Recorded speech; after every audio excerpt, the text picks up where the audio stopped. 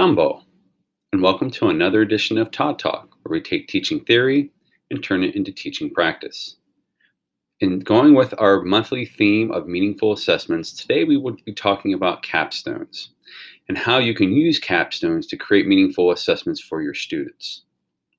So the first thing we ought to do is define exactly what a capstone is. So here is the dictionary definition of a capstone project. It's a multifaceted assignment that serves as a culminating academic and intellectual experience for students, typically at the end of an academic program. So in more plain English, what a capstone is after the learning has been done, this is a reflection on that learning. So what did you truly learn from all of the learning you did in a course, in a subject area, in a year, and whatever. But how can you show what it is that you have learned in a culminating experience? So that's basically what a capstone is. To further define it, it uses a lot of critical thinking skills, problem solving skills, and other skills that are developed through the hands-on nature of a capstone project, because a capstone project is more involved than maybe your typical type of assignment. Some examples of these would be internships. If a student is, interning with like a veterinarian and learning everything about that, that might be a culminating experience because they've been learning about that the whole time. Competing scientific study, so actually being involved in an authentic scientific study where the results of that are going to be either published or shared or used to further research. Could be creating a business plan, where if you're in economics class and you actually create a business plan for opening up a business using the skills that you have learned in that class. Writing a final report, kind of like a dissertation, so to speak. But that one's not as exciting as maybe like having an oral presentation where you are either telling people, you're presenting to people, you're showing people what it is that you learned through what it is, the course that you were taking. So benefits of doing a capstone. First off, using a capstone allows students to really see what they learned. And that's really important. Because there's what we want students to learn is what they actually learn. And so for them to be able to do a capstone and reflect upon what they learned is going to be very meaningful for them. And then they're going to find out what was useful for what they learned and how to use that in the future. It also gives them an additional opportunity to show how in depth they understand what it is that they learned. And so basically they're having to put into practice what it is that they learned. So they have to truly understand that in order to put that into practice. So that's another thing a capstone does. It can be used in extension assignments, so to challenge students who are able to take a little bit further or go a little bit deeper. So capstones are good ideas for kids who maybe get the basics of something but are prepared to go on to something more in depth. And then lastly, capstones typically have a performance aspect to it, and performance tasks give them opportunities to take part in real world scenarios or authentic scenario assessments and things of that nature. So the goals of a capstone, so why do a capstone in the first place? The goal, one, should be to increase the academic rigor. And keep in mind, rigor does not mean the difficulty. Rigor means what type of thinking are you asking students to do? And so by increasing the academic rigor, students are having to not only understand and apply what it is that they learned, they're having to analyze it and create new things with that and to evaluate what they learned. So they're going into those higher levels of Bloom's taxonomy, and so the rigor is part of it. They can be very motivating. And so if you're working with seniors, and senioritis is a real thing, and they're kind of shut down because they've already gotten to their schools, and doing a capstone with them can really get them motivated, and because it's an engaging project, so it gets students, reflecting upon what they did. It also can increase their aspirations for career. So in other words, if they are doing an internship with an engineer and they find out that that's something they're really interested in, then they can pursue that further. So it can be used as a stepping stone to further aspirations. It improves the self-confidence of students because it's very student-led.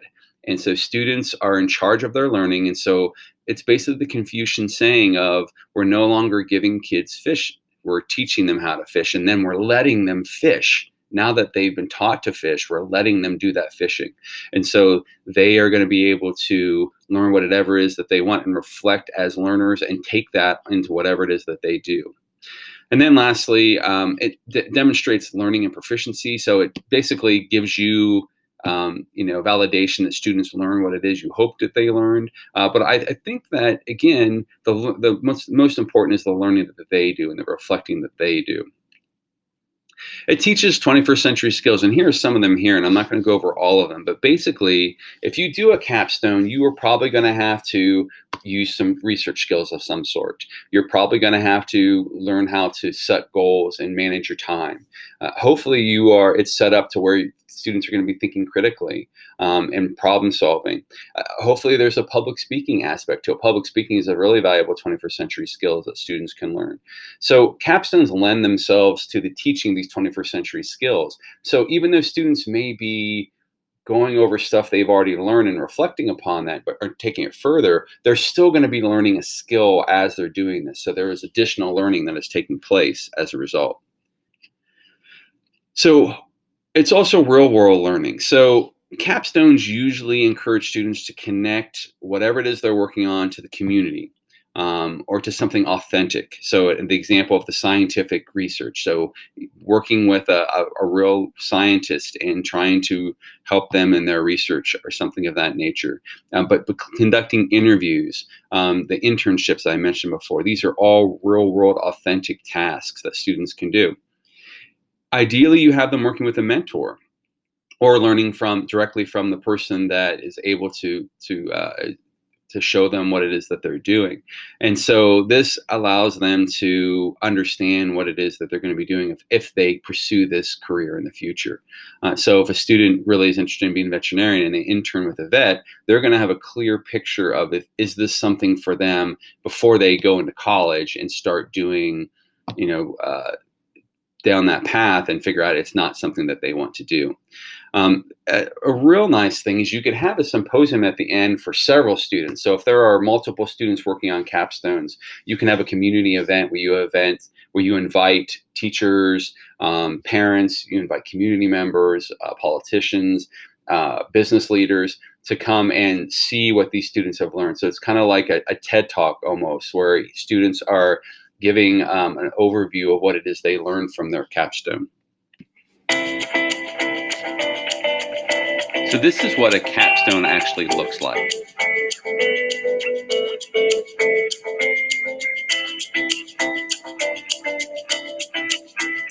During their high school registration, Chanhassen and Chaska High School students choose electives from 4 areas of interest. These include arts and communication, global studies, health and social sciences, and STEM. After students complete introductory and intermediate courses within this area of interest, they choose a 3rd and final capstone course. Capstones are opportunities for students to own their own learning. Capstones are self-driven, project-based courses in which a student would identify something that they want to really go into depth on and to learn about, to study. And there are different options for students to do this kind of work, but basically it is self-driven. Self-driven, project-based learning requires what we call 21st century skills and probably 21st century and beyond type skills. Those kinds of skills are critical thinking, problem solving, how do I communicate appropriately in the community and between the people that I'm working with, networking skills, time management, being able to develop an action plan and follow through on that, goal setting. Those are all really important self-learning, self-driven skills that we want the kids to experience in a capstone course. Capstones are really a unique experience for kids. Right now we're doing marketing practicum where we're implementing these skills, and you continuously learn just through experience.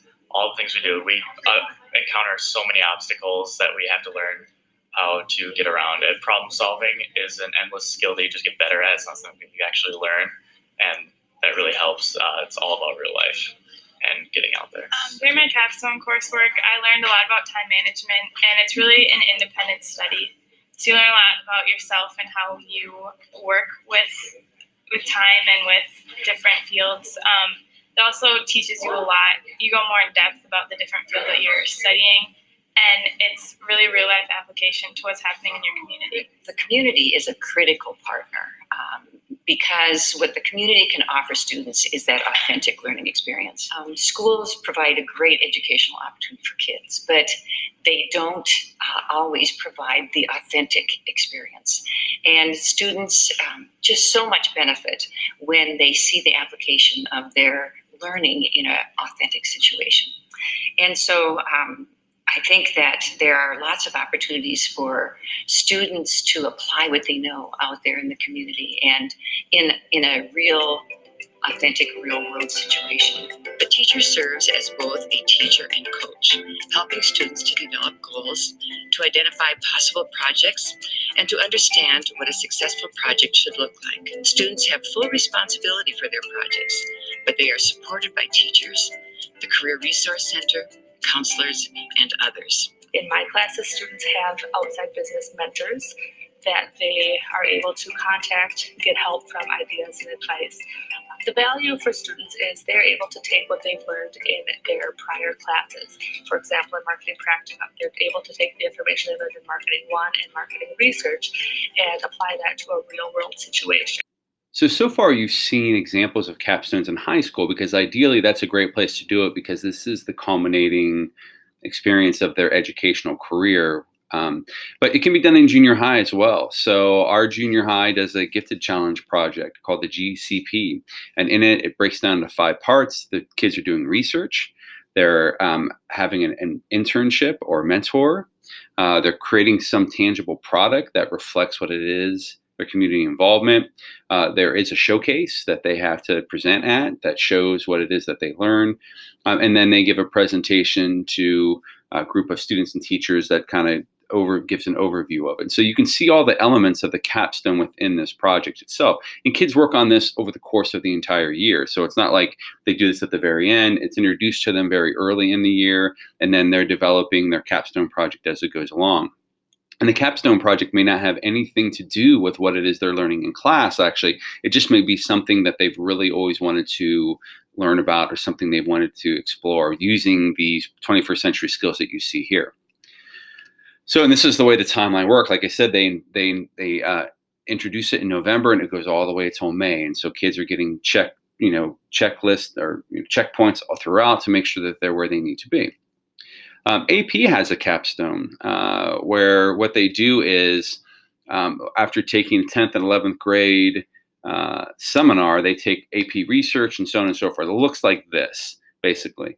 So they spend the first year in the seminar, the second year doing their research, and then if they complete this in addition to 4 AP courses and exams, they can apply for an AP capstone diploma.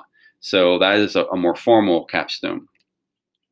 The keys to a really successful capstone is how do you evaluate, how do you measure its success? Well, it has to be a well-written rubric. And this has to be able to measure the growth of students through objective, measurement. It can't be too complex because students need to be able to read it. You need to be able to read it as you're using it, and so on and so forth. And it needs to provide clear descriptors so students can see what it looks like, because this is the blueprint of what they're going to be doing. So for example, here's an example of a capstone, Earth's Future project, that science teachers at the junior high developed, where they are going to be doing these projects, and they're going to select possible locations and then possible projects. There's lots of student choice in this. And then students will receive at the very beginning, they'll receive this rubric, which kind of evaluates the content aspect of it. And then they have this one where it's evaluating the presentation and visuals and professionalism of their project.